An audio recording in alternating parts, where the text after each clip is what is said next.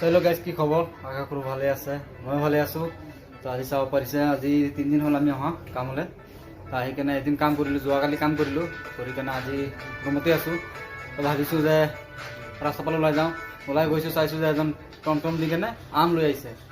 তো আম 1 কেজি আনিলোঁ, আমি আনি কেনে কাটি খাই আছোঁ, সিদ্দিক আৰু মই। এই চাব পাৰিছে 1 কেজিৰ দাম 40 টকা। আমি 50 টকা আনিছোঁ, 50 টকা মিলাই দিছে।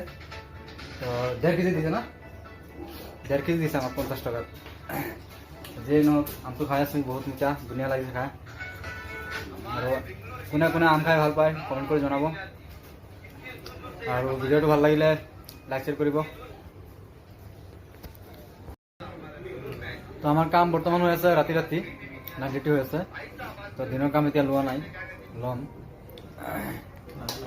লাহে লাহে ল'ম।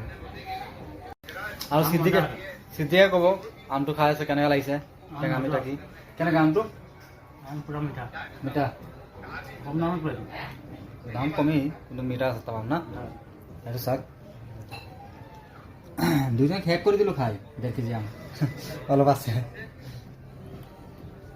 তো ঠিক আছে, আজিৰ কাৰণে সামৰি মাৰিলোঁ। নেক্সট ভিডিঅ'ত লগ পাম, বাই বাই।